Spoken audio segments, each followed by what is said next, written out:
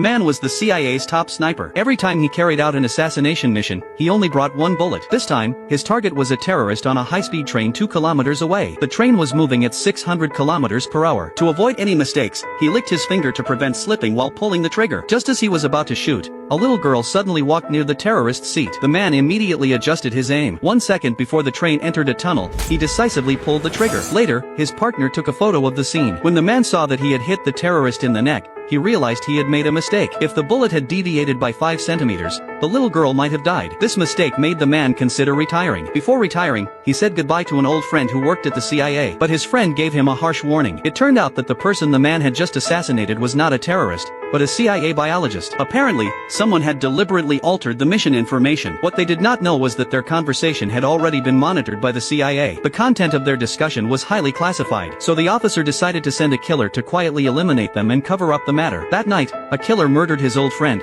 and even his friend's wife was not spared. But killing the man was not easy. He was the CIA's top assassin. He had strong counter-surveillance skills. When he realized someone was following him, he shot to attract attention. Then he quickly found cover and took out his sniper rifle. But when he aimed at the enemy, he was shocked. The killer looked exactly like him. However, the killer appeared to be only 20 years old. At that moment, the man did not understand what was happening. The next second, the killer fired at him. Luckily, the man reacted quickly and dodged the bullet. Soon, he jumped on a motorcycle to escape. Unexpectedly, the killer also got on a motorcycle and chased him. Strangely, their shooting styles were identical. This made the man curious about the killer's identity. During the chase, the killer overturned the man's motorcycle. Just as the killer pulled out a dagger to kill him, the police arrived. When the killer fled, his hat fell to the ground. They quickly compared the killer's DNA with the man's. The results showed that their DNA was completely identical. Soon, the man learned from an informant that a high-ranking CIA officer had cloned his DNA long ago. The officer wanted to create countless top assassins just like him, but the biologist had opposed this plan. That was why the officer had used the man to kill the biologist. After learning the full truth,